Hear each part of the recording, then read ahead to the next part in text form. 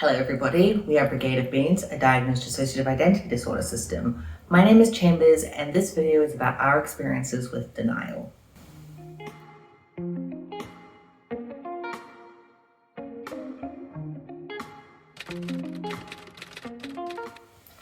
I've had to refilm this first part several times because my brain keeps jumping over the facts. And that is because talking about trauma as an alter that holds no trauma myself is very difficult. I'm not sure how many people understand that duck feathers and water don't mix. Duck feathers are hydrophobic. If they get water on them, it will just bead and pull off. It doesn't stick, it's not absorbed. And that's how I, as a trauma-free alter, feel about our past.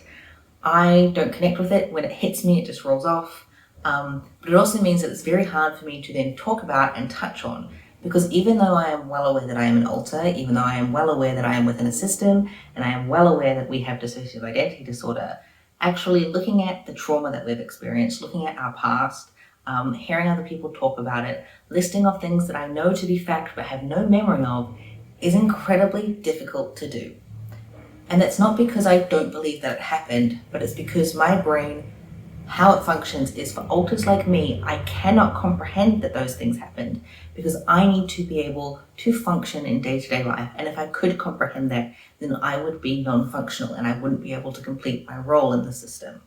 That can sometimes read as denial, even though it's not exactly denial. It's just very, very strong protective barriers that keep me separate from our trauma and keep me separate from our past. And the same protective mechanism that makes it very hard for me to talk about trauma and to look at our history and to talk about what causes DID manifests differently in different headmates and means that some alters are entirely unable to comprehend dissociative identity disorder, don't think it's real, don't think that we have it, don't know that they're a system. And we call these alters denial holders. The similar way that we have alters who are trauma holders or emotion holders.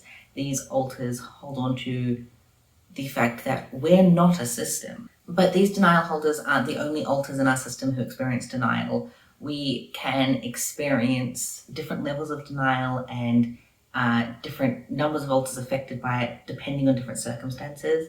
Sometimes we will go into a collective denial that doesn't normally last more than a couple of hours, where no one in the system believes that we have DID, or no one in front believes that we have DID. Or no one that we can communicate with believes that we have DID because we're not communicating with each other because we don't have DID. I'm not sure if that makes sense, but it's really hard to explain because we have a lot of cognitive awareness about ourselves. We've been in therapy for 4 years. We've been working on our system for 4 years, as in working on communication, that is. We've been building our relationships with each other for 4 years, and that doesn't just disappear when we stop believing that we have DID. It's so weird to talk about because a lot of the times our denial isn't full, especially when alters who aren't denial holders are experiencing it. So when our host, Atlas, experiences denial, most of the time he recognizes that we still have symptoms of something, he recognizes that we still need help, but it's less of the fact that we don't have anything wrong with us and more of the fact that nothing happened to us. Part of DID is keeping the system functional. And part of DID is being unaware of your trauma to different degrees.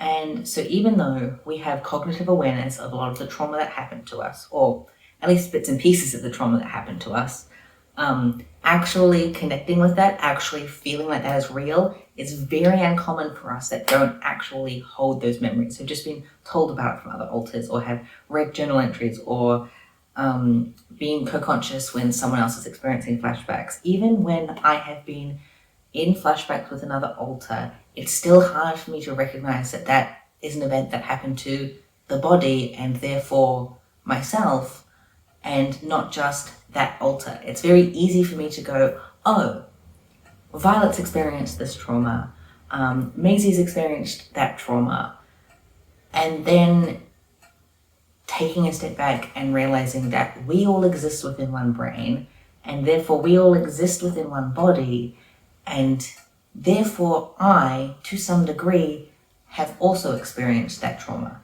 Because without that trauma, or without trauma in general, I wouldn't exist as me. We would still be one cohesive identity state and we wouldn't have DID. I guess what I'm trying to say there is that denial is functional. It's important sometimes. It comes from a place of protection, even though it's not a conscious choice. And it also doesn't have to be complete. It doesn't have to be complete unawareness of DID, but it can sometimes be a complete refusal to accept that that's what this is. When it comes to denial holders specifically, I want to tell the story of Neo. So Neo was an alter in our system who has since fused, but he existed primarily between like 2020 and 2021. And his role was to not believe that we had DID. He just thought he was a singlet and he thought that he was a trans man. Well, he was a trans man, but like he thought that that's where like his incongruence with our body came from. And he fully believed this. He believed that when we had told our friends that we had DID, we had been lying to them. And this wasn't just like I can't accept this. He fully believed this. He didn't have memories of trauma. He had memories of telling people we had DID, but he didn't have memories of going and seeing our therapist. So he was trying to confess to our friends that we were faking DID, that we were making it up for attention. And he was like, no, I've been doing these things. I've been choosing to do these things. And I can't remember how it happened, but he essentially confessed to our friends that we hadn't been going to therapy. We had instead been going to a cafe, sitting there for 90 minutes, and then coming home and not attending psychology, which our friends knew we had been attending psychology. And they were like, okay, well, you have been. And he's like, no, I haven't. And one of our friends basically said, well, why don't we go to the psychologist office that you said you've been going to, but now you're saying you haven't, and see if she recognizes you. And if she recognizes you, well, then she must know you. And if she doesn't recognize you, okay, we'll believe you. And we walk in, and it's our regular psychologist. Neo is still fronting. This friend is with him. And she recognizes us. She knows us. We've been seeing her for several months at this point. And so she has a conversation with Neo, and they talk about having DID. And he's like, but I don't remember coming here. And she's like, but you have been coming here. I know these things about you, and I couldn't not know these things about you unless I've been coming here. And it was a complete shift in his experiences. It was a complete shift in the reality that he knew, because he had constructed this life in his head where we hadn't been seeing her, where none of this was real, and suddenly it was very, very real. And she asked other alters to kind of share with him some memories that he could kind of understand and accept what was happening. And it still took a long time for him to actually accept we had DID, even though we had irrefutable evidence that he was at least experiencing amnesia. And so now, oftentimes, when we're discussing denial with our therapist or with our friends, we'll use Neo as like a shorthand for how fully an alter is encompassed by denial. If an alter has like Neo's level of denial, they have no awareness of our DID, and they have constructed a reality where they don't have it. They have excused every single other sign of it as being something else. Because for them and for our brain, there needs to be someone, somewhere, that believes we don't have DID, that believes we were never traumatized, and that believes that we got to have a normal and healthy childhood, even when we didn't. Some long-term viewers of this channel might also remember that we had videos that are no longer available to be viewed. And that was because last year we experienced an intense system-wide denial experience where, again, we believed we'd been lying about having DID. And so we deleted all of the evidence that we've been faking DID. And that's kind of really sad for us, because it meant that we lost a lot of videos that we'd worked really hard on. It meant that we lost a lot of videos where we got to see different alters talk And watching back videos and seeing other alters make videos is a way that we really connect to each other and can see how another alter like thinks about things and conceptualizes things, and the way that their voices change or their mannerisms change or their fashion sense differs from the rest of the system. And like that has been such a big loss and kind of a weird thing that we've had to grieve, because in that moment, I don't know how long it lasted, I can't remember very well, we fully believed that we had been faking all of our symptoms, and that we needed to erase our existence from the internet because it was the only way we could apologize to anyone. Follow on some months, follow on some continued therapy, and once again we are aware we're a system, and so we started making content again, and we made a video that explained what happened. But that's also just one of the ways that denial, whilst functional, protective, can also be a step backwards, or unhelpful. I don't want to label it as bad because it's not bad. It comes from a place of protection, but it can be really disruptive sometimes. And as you kind of mentioned about like with Neo and our friends, it can also impact our interpersonal relationships. Because when you're having someone say, I'm having all these symptoms, all these struggles, and then saying, no, I was lying about it, that can be really hard to experience as someone watching the person experience it. And it can be hard for other people externally to deal with as well as just how hard it is for the individual to experience. There are some small things over the years that have triggered our denial, or for us to go, oh, we can't be a system because X, Y, Z. One of those things is our inner world. When we heard people talking about inner worlds 2018 to like 2020, 2021, which is pre-system awareness and then early system awareness, we were under the belief that there were two ways to have an inner world. One, no inner world. You're not fronting, complete amnesia, nothing there. There is just a blank space. Or two, an interactive, full, reality-like place where you go and you interact with other headmates and you make these full, complete memories with all of the senses and all of these experiences, and it is as real as the external world is. And our inner world is neither of those. And it took us until last year, I believe, maybe late 2022, early 2023, for us to really grasp and realize the fact that it was okay that our inner world was different. And that didn't mean we were faking. It just meant that what is portrayed online isn't everybody's experience, and sometimes can be oversimplifications of things.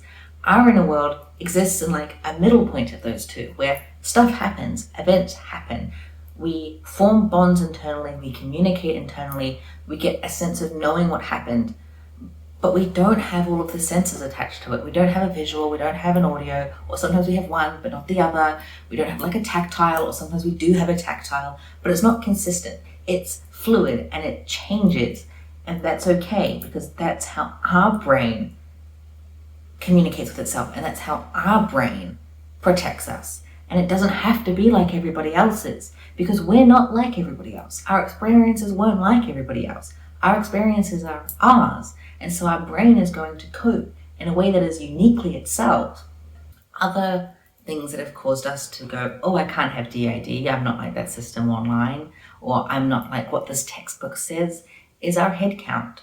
Our head count changes all the time. It's relatively fluid because we have a lot of alters and we have a lot of fragments. And so oftentimes a bunch of alters will come forward, they'll front once or twice, they'll kind of grasp the fact that we are in whatever the year currently is, so currently 2024, although it's so close to 2025, I can't believe it's the end of November already. Time goes so fast, guys. Anyway, sorry. These alters kind of grasp that we're safer, that they don't need to hide away, and they fuse. Sometimes they fuse because they want to fuse, and sometimes they fuse because a gatekeeper wants them to fuse. But either way, they end up fusing, and so our head count goes down again. And so this constant increase and decrease and increase and decrease of head count is very, very consistent and very, very normal for us. But it's also something that we're like, why is this happening? How is this happening? How is there always more alters? Why are there always more fusions? Why is there this constant change? This isn't like how we see other systems talk. They have like 20 alters and they fuse, or they have 50 alters and they fuse, or they have 100 alters and they don't fuse. But it's more consistent, which isn't true. So many systems online talk about their head count changing, but we just chose to ignore that because if we could find a reason that we didn't have DID, then it meant we didn't have trauma. And again, that whole mechanism of I don't want trauma, but to have DID, I have to have trauma, so I don't want DID comes into play again. And we're trying to find excuses as to why we can't possibly have it. And sometimes that's a conscious looking for, a conscious, I need a reason as to why I don't have DID. Or sometimes it's just an unconscious thing and you're already down the path and then suddenly you realize, wait a minute, I'm just trying to escape what happened to me. And then you have to take a moment and be like, okay, deep breath. What happened to me happened and I can't change that. And no amount of refusing to look at it will change the fact that it happened. But that also doesn't mean that I have to look at it right now. If I don't feel ready, if I'm not comfortable, if I don't have the capacity to do it, then I don't have to look at it right now. I can take my time building my resources internally and externally, building my skills to be able to look at it later. I don't need to rush these things. And reminding yourself that it's okay if it doesn't feel real right now. It's allowed to not feel real. But that doesn't mean that you've been lying or that it's fake or that it's all untrue. Sometimes you just need to take a break. Denial and experiencing denial can also be very frustrating. And it's very hard to hold that space that I just said for denial, and to hold grace for alters and denial. Because sometimes you can see an alter essentially being self-destructive because they cannot accept the fact that they're a system, or they cannot accept the fact that we've experienced trauma. And it's hard to watch because you just want to be able to help them. But because they don't accept you as a headmate, because they don't accept the ID, you can't help them. And it's frustrating. It's also frustrating once you come out of a period of denial and realize that you've done things like delete all of your videos, or told your friends that you've been lying, or cut off contact with professional supports. And suddenly realizing that you didn't want to do these things when you're more grounded. But in those such intense periods of this cannot be real, that's the only thing you can conceive to do to keep yourself safe and to push it as far away from yourself as you possibly can. And then afterwards, it's frustrating and it's sad and it's annoying and it feels like you've lost all this progress and work and you have to do all this stuff to like bring it back together. We can keep lists of different alters in our systems, and there's been multiple times where someone who doesn't think we're a system have deleted them or thrown them out or ripped them into pieces. And that's really frustrating because there's all this hard work that you've done with yourselves or with your therapist or with system friends or just friends in general to understand yourselves collectively as a system, and it's gone and you have to start from scratch. And it's really, really annoying. And it is frustrating. But it's really hard to then not just be frustrated at the alters who did it because they're not doing it to be malicious. They genuinely don't think that you're real. And that's really hard to deal with, and I don't have a fix for that yet. That's still something we deal with. But we just try to hold grace and try to hold space and back things out and hide things and make it harder and put more steps in place so that they don't just get rid of the evidence that we're a system. Like, this can also come down to, we don't really have items that belong to different systems, but that kind of getting rid of can happen when an alter is fronting is like, I don't have DID, I'm going to get rid of all of the dresses because I don't wear dresses, and then the alters that do wear dresses front and all of the clothes are gone. And that can feel really painful and hurtful and targeted and personal, even though it isn't. And it's just frustrating. It's just frustrating sometimes. We did ask what points people wanted us to touch on in this video about denial, and one of them was kind of about trusting what's real and what's not. And that can be really hard. It can be really hard to trust your own memories or to trust your headmates and what they're saying is real. And sometimes you want to trust them, but you can't because it's so inconceivable. I still don't really believe that any of our trauma really happened. Like, I know cognitively that it happened. It had to have happened for me to be me, but it doesn't feel real. I have no emotional connection to it. If I try to pull this memory forward of this stuff happening, it doesn't happen. It's not there. It's not mine. And so it's really hard to trust that it actually happened when I don't remember it. And it's trying to basically logic my way out of doubting it. Or then sometimes we have headmates who will share memories and be like, hey, I need help holding this, or I can show this to you so that you kind of understand. And we've worked on the skill in therapy to share these memories. And it can be really hard when you're witnessing it and reliving it to go, this happened, and to trust that it's real. Because it can feel false. And then it's complicated because sometimes these memories are not believable. Without going into too many detail, but a lot of our memories of trauma involve things that have a unrealistic aspect. Like we'll remember rooms that don't have doors to them, or people that don't have faces. And we've worked with our therapists, we know why this is a thing. But when you're witnessing that memory and it's not yours and someone's showing you, or they're in a flashback and you're trying to pull them out of it, and you can feel it rushing over you, the emotions or the visuals, even though it doesn't belong to you, and it doesn't feel real, and there's these reasons that it can't be real because people have to have faces, rooms have to have doors. And it's like, how can I trust this? And sometimes it just comes down to the fact that you just have to hold space that is their memory. It's there. And maybe you don't need to understand or even fully believe it to be real. You just need to know that it is real to the alter who experiences it.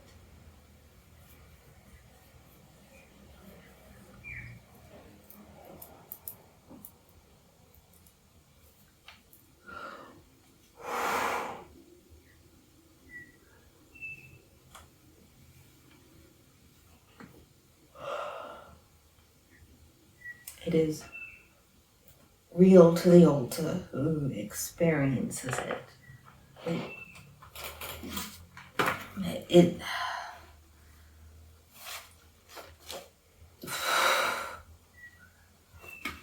Jesus.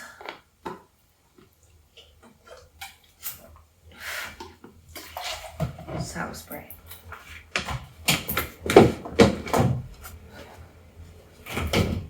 Hello, it's Cryptic. I'm going to finish off this video. I believe that we were just touching on trusting memories and headmates. And I just wanted to add about the fact that if you truly don't know if something is real, if you don't know what is happening, if you don't know if you have DID, if you feel unsure, if it is accessible, please try and speak to a professional. As much as getting validation from other people online can be very important, and validating yourself and validating your experiences, if you can get a professional, specifically in the field of trauma and dissociation, that is going to be more beneficial than just asking people online, because they are going to know more in a professional sense. They're going to understand the literature, they're going to have more experience with these things, they're going to understand DID from a much more well-researched point of view, and therefore be able to draw upon resources and validate that yes, these are known experiences for those with DID. Now, I understand that that isn't something that everybody can access, and that is okay. It is okay to seek reassurances from friends and from people that have given you permission to do so online. But again, when and where possible, please speak to a professional on these things, because they are going to be able to give you better answers. Yes, an untrained professional might make it worse, and it's a very hard line to toe between who actually is qualified to help you and who isn't. But when you do find someone, it is so very helpful to be able to go to them and go, I am experiencing this, I can't make sense of it, I don't know if it is real or not, I do not know if it is related to DID or not. Can you help me understand it? That is going to be beneficial. But again, that's not accessible to everybody, and if it's not accessible for you, that is okay. That's why we kind of make these videos about our experiences, so that maybe you can see another system who's had similar or adjacent or even the same experiences and realize that you're not alone in them. However, on that note, this isn't like a video to diagnose yourself with. And if you genuinely don't know if you have DID, and you're self-diagnosed and you go to a professional and they tell you that you don't and they give you something that makes more sense, that's okay. It's okay to be wrong about these things. There's no shame or bad karma, I guess, associated with making mistakes about yourself, because whilst you are the expert in your own experiences, you're also biased because it's your own experiences. And so we're never going to be mad, upset, disappointed at anyone for just making a mistake. Making mistakes is human, and that's okay. It is also normal for there to be small and inconsequential things that trigger your DID. The same way that there are small and inconsequential things that can trigger a flashback. A flashback is the reliving of trauma, but a denial and amnesia wall is a protection from that trauma. So sometimes something that could cause a flashback, depending on which alter is in front, could cause denial, or depending on which alter is in front, could cause a switch. It's all going to depend, and it's going to be different system to system. Sometimes for us, it's so simple as if we see a specific name, we suddenly doubt that we have DID at all. And sometimes we get denial from things that make no sense. We'll be watching a video back, or we'll be editing a video, and we'll have no recollection of what was said in the video. We have no recollection of filming it. We can see that it is clearly not ourselves, or not the alter. Like, the alter editing is different to the alter speaking in the video. And that can cause denial, because it can be very confronting to look your own DID in the face and to realize what it means. It can just be confronting sometimes, and sometimes all our brain can do is deny and push it away.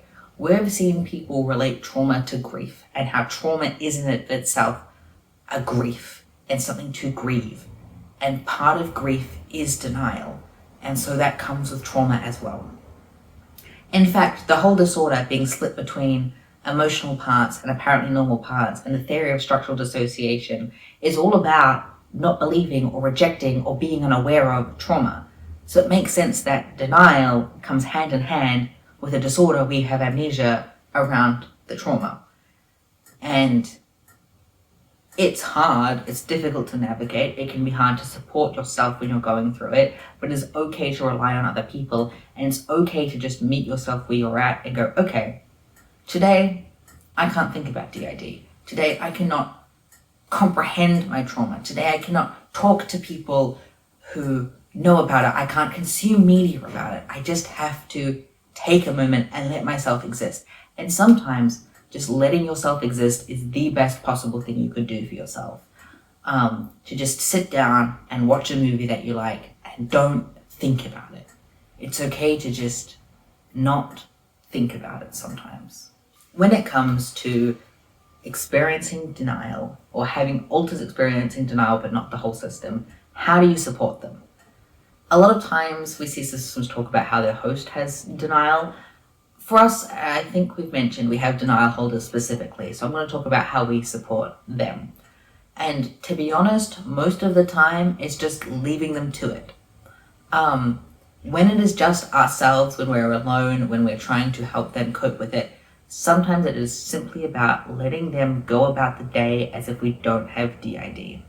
The only time this becomes a problem is if it then provides a risk to us. If they're going to engage in an activity that is very triggering because they don't know that it is triggering, and trying to step in as our primary protector, I can, not always, but I'm getting better at pushing myself into front and pushing someone else out of front when we're going into a situation that is going to be distressing and or dangerous. And so having someone who is practiced at switching in, just to prevent that situation from occurring.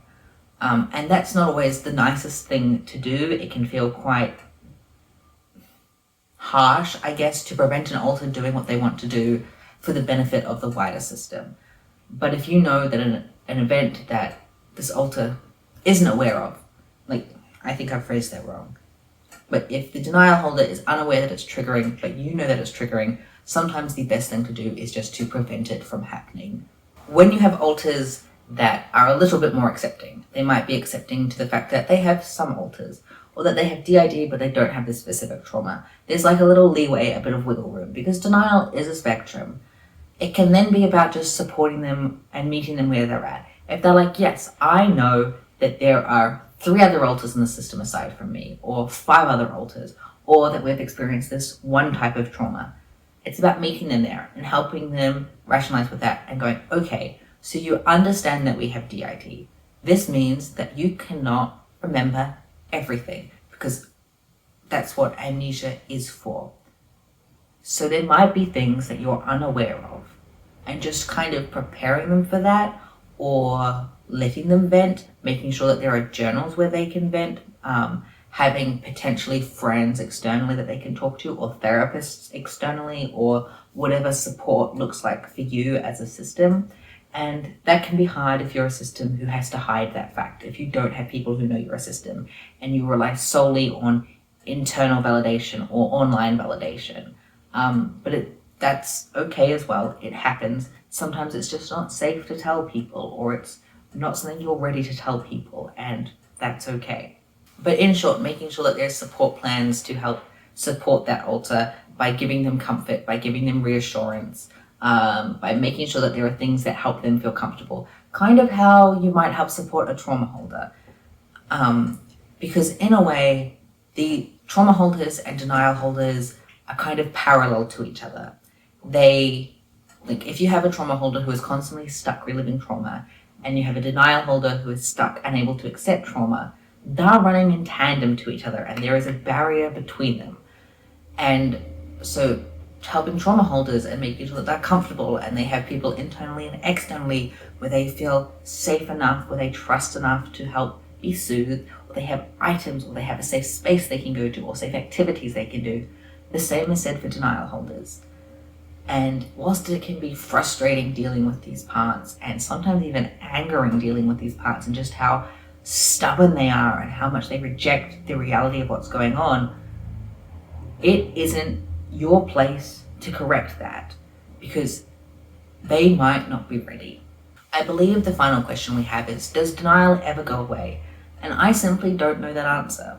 We still deal with denial consistently. We have been diagnosed with DID for 4 years now. We've been in therapy for 4 years now. We've kind of been aware of our system for nearly 5 years. And some of us, people who have used into me included, have been aware since 2016.